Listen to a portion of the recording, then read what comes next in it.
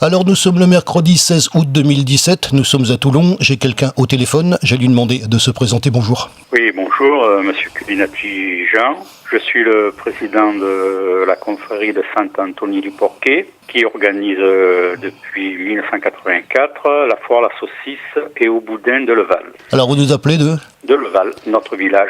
Alors justement, ce village du Val, d'abord ravi de vous avoir au micro, puisque d'abord je dois préciser qu'on s'est connu sur un groupe, ça s'appelle Fêtes et Foires dans le 83. Vous avez vu qu'on cherche justement à annoncer les manifestations importantes du département du Var, c'est comme ça qu'on est rentré en contact d'abord. On va parler bien sûr du Val, et on va surtout le situer géographiquement. Où ça se trouve exactement, près de quelle grande ville c'est? Le Val se trouve dans le centre-Var, au milieu de la province verte. Nous sommes à 4 km de Brignoles. L'accès est facile puisqu'il y a l'autoroute, la nationale, il n'y a aucun problème. Dès que vous sortez de l'autoroute ou sur la nationale, vous avez les panneaux Le Val.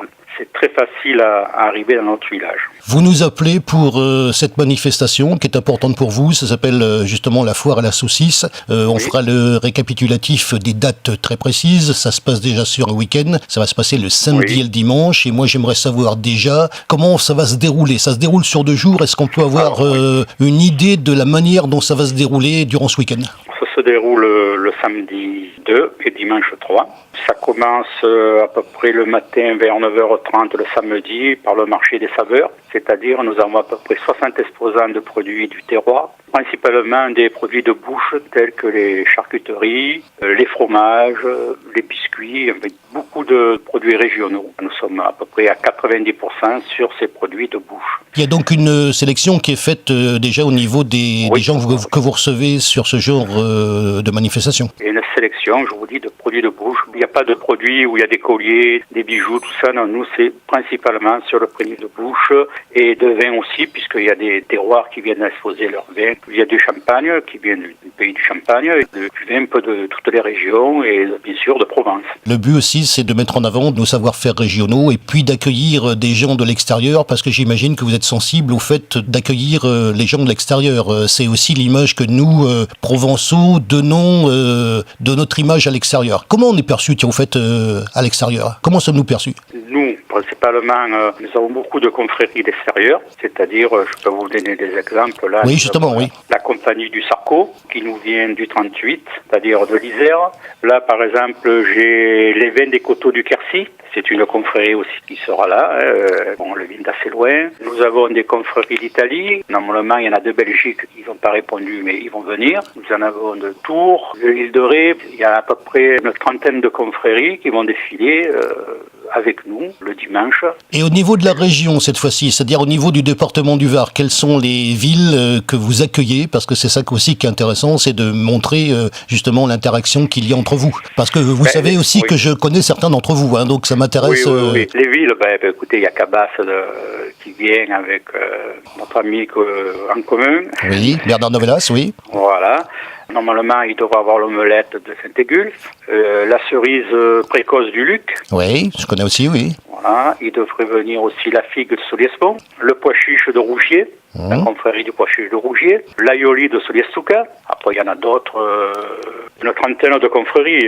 C'est quelque chose que j'ai découvert dans la figue de Soliespont, que j'ai couvert en reportage 3 fois. On a le spectacle des confréries. Quand vous vous réunissez, ça donne d'une part un spectacle qui est assez haut en couleur, que moi j'ai beaucoup de plaisir à voir, hein, à la fois pour les yeux, puis aussi ce que ça représente. Vous faites vous-même partie d'une confrérie. Moi j'ai envie de vous demander, quand on est dans une confrérie, qu'est-ce qu'on ressent? Voilà, moi ça m'intéresse. Vous êtes justement le président d'une confrérie. Comment vous ressentez ça, d'une part au niveau de votre ville, au niveau du département et au niveau de ce que ça représente, disons, en savoir-faire régional? Écoutez, une confrérie, comme nous sommes une confrérie bachique et gastronomique, il y a beaucoup de camaraderie. Ça, je vous le dis. Nous sommes là pour faire la fête. On représente nos produits du terroir. Dimanche, nous serons de confrérie. Nous serons à peu près 300 personnes qui représenteront les confréries. Vous voyez, à table, on se mélange. On n'est pas là à se mettre chacun dans son coin. Tout le monde se mélange. C'est confraternel. C'est le rôle d'une confrérie. Tout se passe bien. On n'a jamais eu de problème avec les confréries. Et souvent, nous avons les mêmes qui reviennent. Et après, des nouvelles. Pour faire venir toutes ces confréries, bien sûr, nous sortons Nous allons dans toute la France, nous sortons. Nous faisons des sorties à l'île de Ré, à Loches. Par exemple, où j'étais il y a quelques années, ça a été exceptionnel. Nous avons été reçus dans le château de Loches, où ils font qu'un repas par an parce qu'il est classé. C'était le repas de la confrérie qu'il y avait dans ce château. C'est vraiment exceptionnel. Même les personnes qui font pas partie des confréries, ils rentrent parmi nous. C'est vraiment la fête, mais confraternelle. Il y a la manière dont vous accueillez les gens, il y a la manière dont vous êtes justement accueillis à l'extérieur et vous représentez à la fois votre ville, mais aussi le département du Var. Expliquez-nous justement la chaleur de l'accueil que vous avez quand vous vous déplacez et que vous nous représentez en quelque sorte. Je représente, c'est vrai, le Var, la province verte aussi. Par exemple, là, nous avons été le mois dernier à la fête du riz à Méjeanne, en Camargue. C'est le département à côté, mais nous avons été reçus exceptionnellement. C'est vraiment exceptionnellement. Nous étions dans les arènes de Méjeanne. Nous avons fait nos intronisations, nos discours là-dedans. Ça dure à peu près 2 heures. Et après, nous avons fini par un grand repas gastronomique. Et ça se passe comme ça de partout. Aussi bien si nous allons dans un autre département, c'est le plaisir de recevoir tous les ans les confréries extérieures. Alors j'espère que vous avez compris que d'une part vous avez affaire à quelqu'un qui connaît tout ça, de montrer justement l'interaction qu'il y a entre vous, par le fait que justement vous vous réunissez, vous organisez quelque chose chez vous, mais que à la fois vous êtes justement reçus ailleurs. Et on va parler tout naturellement, puisque vous allez recevoir des gens à la fois du département mais aussi de l'extérieur. On va parler bien sûr de votre manifestation et de son déroulé. La foire à la saucisse qui se tient donc sur 2 jours, comment ça se déroule au cours des 2 jours cette fois-ci? Alors écoutez, le samedi, nous à partir de 9h, nous ouvrons le marché des saveurs, c'est-à-dire tous les restaurants seront déjà en place. Alors les gens pourront promener, il y aura des cafés avec des terrasses. Alors exceptionnellement, à partir de cette année, pour bien accueillir nos visiteurs de l'extérieur, nous ouvrons tous les musées du village, gratuitement.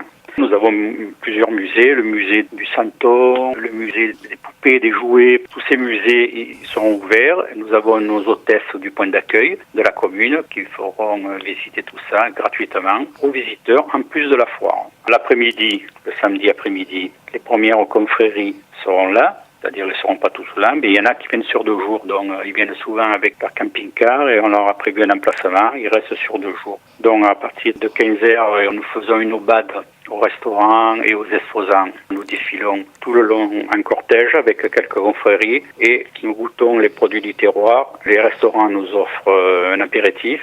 Les bars nous offrent aussi un apéritif. Nous goûtons un peu les produits des exposants. Alors pour la journée du dimanche cette fois-ci, parce que c'est... Alors le dimanche, c'est le gros morceau. Voilà, je m'en doutais. Alors là, nous commençons nous à 8h30 en accueillant toutes les confréries, c'est-à-dire il y en aura à peu près une trentaine. Ça c'est haut en couleur, tout le monde défile avec ses bannières, c'est très joli. Alors après à 9h, il y a l'ouverture du marché. Alors il y a des ateliers d'animation pour les petits et les grands. Il y a un genre de ferme avec des animaux, il y aura des petits cochons vivants, bien pris en charge, ils n'auront pas de problème. Puis 9h30, le départ du défilé à l'église, puisque nous faisons notre messe pour la foire, comme toutes les années. Si vous me permettez, j'aimerais aussi saluer, puisque vous avez eu la gentillesse de nous envoyer quelques photos, à la fois pour la compréhension, puis pour la future illustration du sujet. J'aimerais saluer votre photographe, on va rappeler son nom d'ailleurs. C'est Yannick Bernard. Voilà, vous le remercierez de notre part. Alors lui, il a une qualité importante dans notre confrérie, puisque c'est le grand maître. En tout cas, vous le remercierez de notre part pour les photos que vous nous avez fait parvenir. Ce qui nous permet d'ailleurs d'avoir une idée sur le déroulement. Moi, j'ai vu certaines photos et moi, j'aimerais savoir justement, alors on voit pas mal de choses. J'aimerais que vous nous décriviez ça en détail. Vous avez dû voir surtout le cortège. Nous portons un cochon rôti à l'épaule. Des saucisses, ils font à peu près une dizaine de mètres. On porte ça sur l'épaule aussi. Après, nous avons des fromages de tête.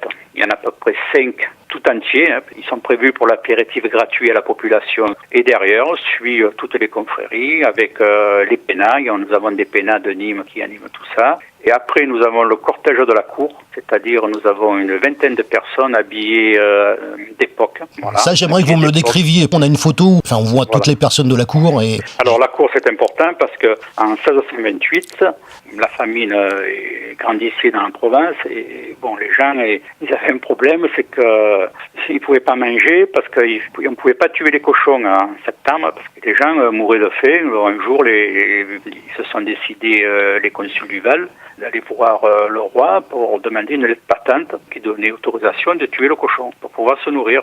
Dont les deux consuls sont partis à La Rochelle parce que c'était l'époque du blocus de La Rochelle. Ils ont demandé audience au roi qui leur a accordé les lettres patentes. Ce truc est historique, nous avons fait des recherches. Celles de 1628, on n'a pas pu les retrouver. Ils étaient à la baie de Montmajour, c'est-à-dire à côté d'Arles. Quelques années après, la baie de Montmajour est pris feu. On savait pour les... Nous avons retrouvé aux archives d'Aix en Provence la deuxième demande de lettre patente qui date de 1725. Et là, nous avons retrouvé les écrits de lettre patente, ce qui nous a conforté l'histoire de notre foi en la Société du Val. Et c'est là-dessus que vous avez articulé justement l'origine historique de votre manifestation. Oui, nous avons pris ça en 1984, une poignée de Valois avec l'ancien maire, M. Alfred Grotier, qui a créé cette foire. Comment ça s'est étoffé au fur et à mesure des éditions ? Depuis 1984, ça s'étoffe toujours. On l'a fait tous les ans et tous les ans, nous avons c'est plein. Le dimanche, il y a 900 repas, on est complet. Le samedi soir, il y a 350 repas, on est complet.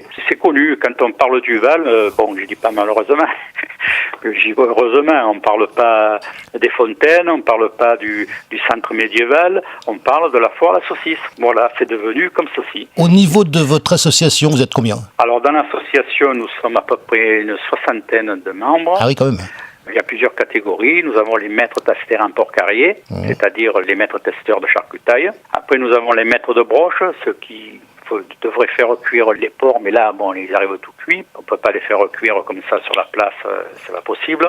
Nous avons le maître cellerier, nous avons plusieurs personnages costumés. C'est bien, et chacun a son travail. Donc une manifestation haute en couleur, on va parler bien sûr, parce que j'imagine que vous les associez, la municipalité qui savent forcément qu'il y a une manifestation ce jour-là dans la ville. Quels sont les rapports entre vous et la municipalité et parce que c'est important je pense, quel concours ils vous apportent ? Alors la municipalité, c'est principal... C'est eux qui nous apportent la plus grande aide. Ils nous fournissent tous les employés municipaux. Il faut aller chercher des tentes, les tables, les chaises. Ils sont en permanence le dimanche. Il y a des services techniques en permanence pour s'il y a une panne électrique. Tous les charcutiers, tout ça, il faut tout garder au frais. C'est 100% avec la municipalité et nous n'avons pas de problème. Une manifestation comme celle-là, il faut combien de temps pour les préparer, malgré que c'est une manifestation régulière C'est un travail de toute l'année. On a une réunion par mois et à partir du mois de mars, on commence à en avoir 2 par mois. C'est un travail de toute l'année. Voilà, on va résumer comme on fait d'habitude sur ce genre de manifestation.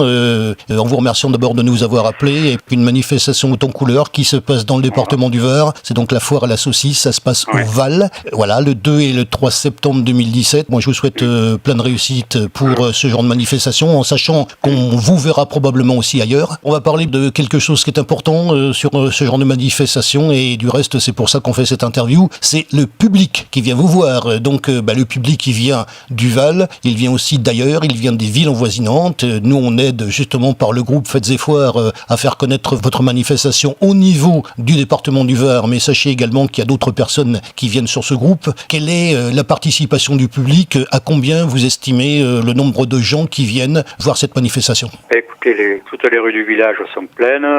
Moi, je pense que le dimanche, il y a au moins 4000 personnes et bon, il y a un afflux, ça fait un roulement. Et le samedi, un peu moins, puisque la fête est plus basée sur les communes en voisinage et le village. Le samedi, je pense qu'il y en a 2000 à peu près.